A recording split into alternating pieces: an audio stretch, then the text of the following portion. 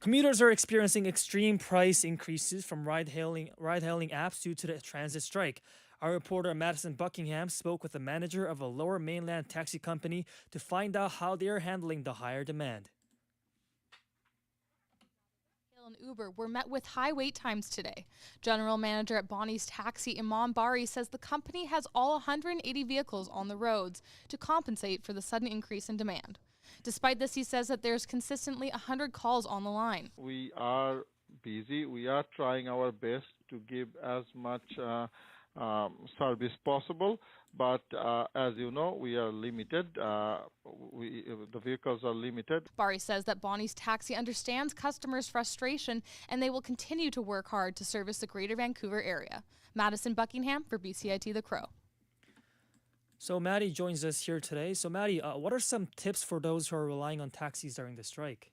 Hi, Chris. Yeah, so with the demand so high, Amon recommended giving the taxi services extra time to reach you. This means planning ahead because there was ultimately going to be delays in your commute for the next 2 days. It's been foreseen today, and it's likely to be like this tomorrow as well. Right. How long can customers expect to wait for a taxi? Well, Amon said that it can range from 3 minutes to 20 minutes or more. It's a bit unpredictable. So right now, the best thing customers can do is practice patience with the taxi companies during this really busy time. I see. Thank you, Maddie. Of course. The dispute between Coast Mountain Bus Company and the QP Local 4500 union continues, and this means CMBC Bus and C buses will be going until early Wednesday as of now. While the strike continues, Vancouver International Airport and BC Ferries warns travelers to plan ahead and look for an alternative route. They also note for all passengers to have a plan for their parking in advance due to the extended number of people driving to the airport. The airport authority from YVR says even though the Canada Line has no problem currently, the SkyTrain services may also be impacted if the strike spreads and continues. According to the Immigration, Refugees and Citizenship Canada (IRCC), the government is taking an action to stabilize the number of international students in Canada due to multiple reasons. IRCC states that some institutions have significantly raised their intakes to up their revenues, which resulted in an increased number of students arriving in Canada without a proper support. The surging number of international students also puts pressure on housing, healthcare, and other services, said IRCC in a news release on Monday. For 2024, IRCC is expected to approve approximately 360,000 study permits, which is a 35% decrease from last year.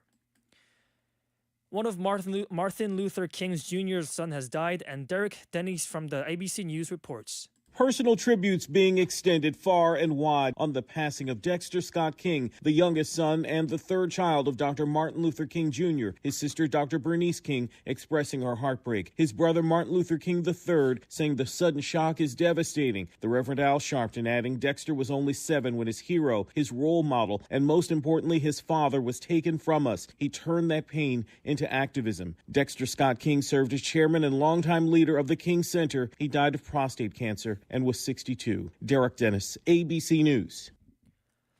According to the Air Canada's airline and police, a passenger that were on a flight from London, England to Toronto allegedly tried to open the aircraft's door mid-flight. However, Air Canada said their crews were able to manage the situation normally and had no impact on their landing time. Peel Regional Police said it does not appear that the person's actions were intentional, and no criminal charges were laid as a result, according to the police.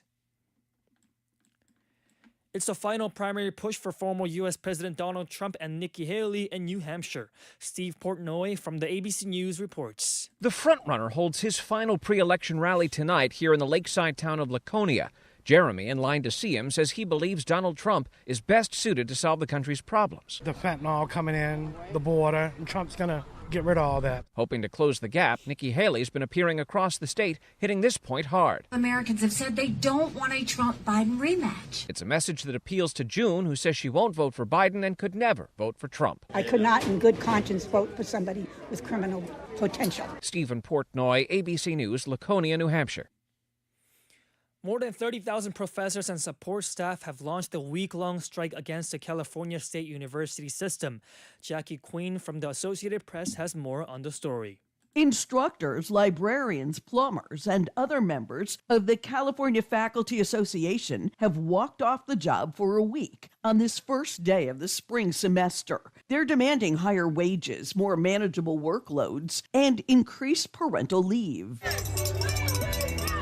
Just like they did last month during a one-day walkout. The university workers are rejecting the chancellor's offer of a 5% raise, which is far below the 12% the union's seeking. Workers say the school could tap emergency reserve accounts to pay for the salary increases, but administrators say they cannot use those funds. I'm Jackie Quinn.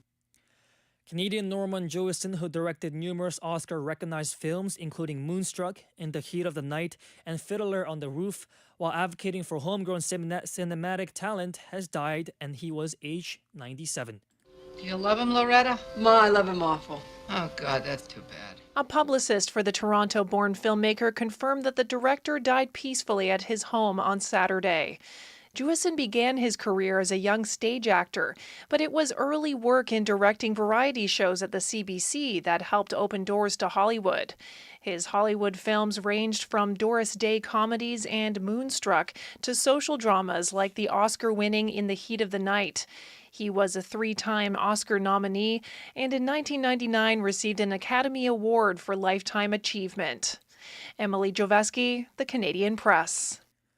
A massive storm in Britain is causing widespread disruptions, and Tom Rivers reports from the ABC News. Picking up the pieces after Storm Isha. Waves hitting seawalls, big rollers hitting the beach, planes bouncing around coming into land, and trains going nowhere.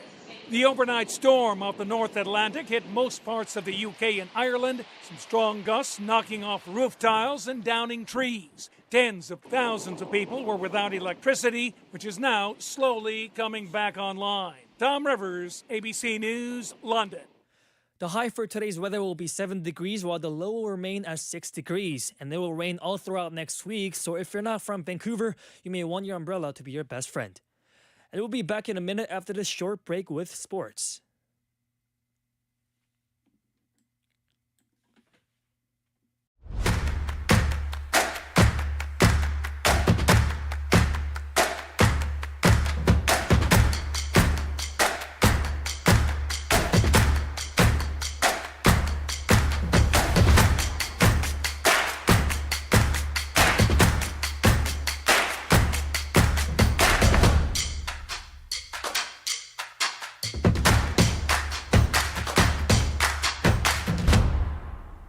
Everything is changing to digital. Everything is online. People aren't just waiting for the 6 o'clock news anymore. People want their news right now. They want to be able to go onto their smartphone, onto the internet, and see the news that they want to see. Vancouver is growing at, a really rapid rate, the Lower Mainland even, and with the tools that we're given here, we're able to cover all of that. Welcome to BCIT Magazine. I'm Radhika Sikakane. In the program, they really leave it up to you. I mean, the help is there when you need it, figuring out how to use the programs like Premiere, Audition, and figuring out how to use the cameras. But it's up to you to sort of experiment and figure out. This is sports on 1680 The Crow. Vancouver Canucks is playing against Chicago Blackhawks tonight at 7 p.m. FIFA President Gianni Infantino has called for the implementation of an automatic forfeit of games for teams whose fans commit racist abuse. The new rule follows after the incident where the fans threw a racist slur towards AC Milan goalkeeper Mike Magnan after their win over Udinese. After AC Milan's win over Udinese, in which fans threw a racist slur towards AC Milan goalkeeper Mike Magnan, Infantino said in a social media platform X that FIFA and football shows full solidarity to victims of racism and any form of discrimination. Once and for all, and no to racism, no to any form of discrimination. Milan and city rivals Inter have both publicly supported Magnan, while Serie A said it condemns all forms of racism, while France striker Kylian Mbappe said enough is enough. Corey Perry has signed a 1-year deal with the NHL's Edmonton Oilers, and Edmonton general manager Ken Holland says he did his due diligence on Perry after the Chicago Blackhawks released a forward from his contact on November 22nd. Between the hockey, what he brings to a hockey team, his winning pedigree, and what he's done over the last couple of months to, like I said, make himself a better person, we felt that this was an opportunity to add a player that could make us better. Perry joins an Oilers team on a 13-game winning streak. Kristaps Porzingis scored 32 points, and the NBA-leading Boston Celtics beat the short-handed Houston Rockets 116-107. Here's a call as Porzingis hits a turnaround mid-range jumper for a 107-96 lead. Jaylen Brown, deep on the right side. He's going slow. There's the entry to Porzingis. Against Thompson, quick turn. Jumper's good. No answer for Porzingis. Beginning to end, he's got 32, and the Celtics lead by 11, starting to pull away. The Buffalo Bills showed plenty of resolve in 2023, winning its last 5 regular season games to claim its 4th straight AFC East title. But the Bills fell short of their ultimate goal with a 27-24 loss in the divisional round again and against the Kansas City Chiefs again. Bills kicker Tyler Bass missed a 44-yard field goal attempt with a 1:47 left, and the Chiefs ran out of the clock from there. Bass says he takes responsibility from the loss. No, ultimately, completely on me. I got to do a better job of getting through to my target. I got to do a better job of playing a little bit more left when you have a left to right. I've been here long enough to know that you have to do that. I was stressing my line, but I had in warm-ups. I hit a good ball, but it didn't work out, and feel terrible. I love this team, man, and it hurts. This one hurts bad, and I got to do a better job. Thank you guys for listening to 3:30 p.m. News. I'm your host, Chris Koo, and I will see you again next time.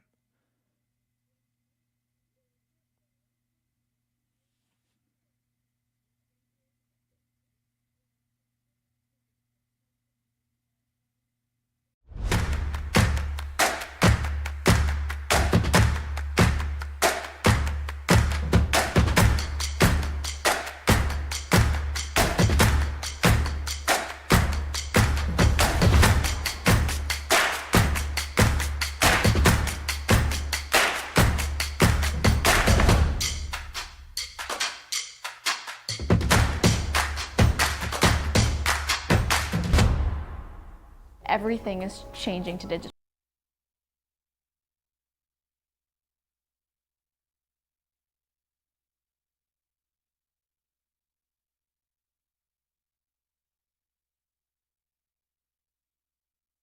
I'm Gilles Wanua with the BCIT's The Crow, and this is the story of the day. Translink's bus and C-bus services around Metro Vancouver are cancelled today. QP 4500, the union representing bus supervisors, launched a full-scale strike this morning as a part of their ongoing labor dispute with the Coast Mountain Bus Company. The two sides have been negotiating a new collective agreement, but the mediated talk broke down over the weekend. QP Local 4500 represents approximately 180 transit supervisors. SkyTrain, West Coast Express, and Handy Dart will not be affected and are expected to continue to operate. The strike made for a challenging to commute this morning around Metro Vancouver. Transit services are expected to resume on Wednesday, January 24th. Ukiloy Swanova for BCIT's The Crow.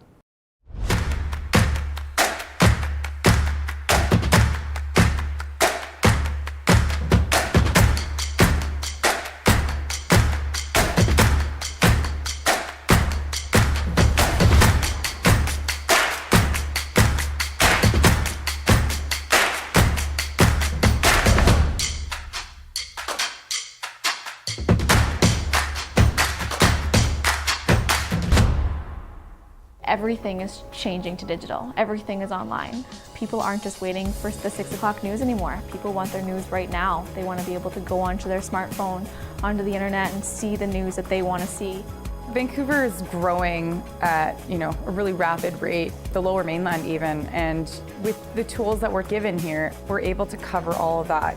Welcome to BCIT Magazine. I'm Radhika Sikki-King. In the program, they really leave it up to you. I mean, the help is there when you need it, figuring out how to use the programs like Premiere, Audition, and figuring out how to use the cameras.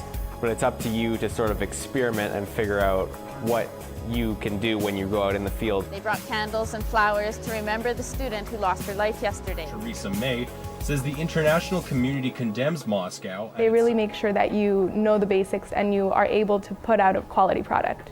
I'm Brady Tretanero. And I'm Radhika Siggi-Kane. Thank you for tuning in to BCIT Magazine.